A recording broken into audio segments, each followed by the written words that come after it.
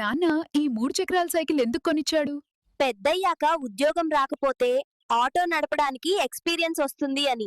నీకు సైకిల్ లేదా నడుచుకుంటూ వచ్చావు స్కూల్కి? మా తాతయ్య ఆస్తులు అమ్మకపోతే నేను స్కూల్కి కార్లో వచ్చేవాణ్ణి. చింటూ, నువ్వు పేదవాడివా? 7 తరాలు కూర్చొని తిన్నా తరగని ఆస్తుంది మాకు. కానీ నేను 8వ తరంలో పుట్టా. ఆస్తంతా పోయింది. చింటూ, నువ్వు ఫీజు కట్టావా? లేదు టీచర్. నువ్వెన్నో క్లాస్? Middle class teacher. బాబూ, నిన్ను ఎందుకు స్కూల్ నుండి బయటికి పంపించారు? Flashback. పిల్లలు, మీరు పెద్దయ్యాక ఏమవుతారు? మీరు ఒప్పుకుంటే కూతురికి మొగుణ్ణవుతా టీచర్.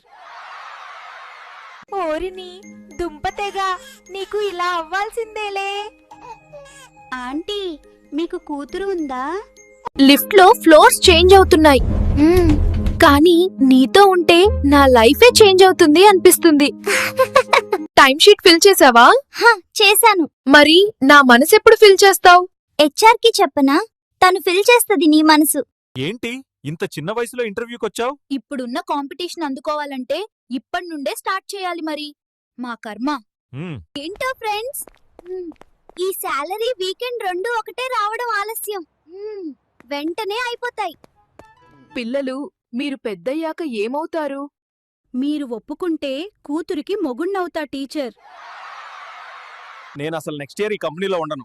ఖచ్చితంగా స్విఫ్ట్ వద్దా. కంపెనీ మారుతానని అన్నావు, ఇంకా పోలేదే? నేను మాట మీద నిలబడతానని నీకు తెలుసు కదా మావా.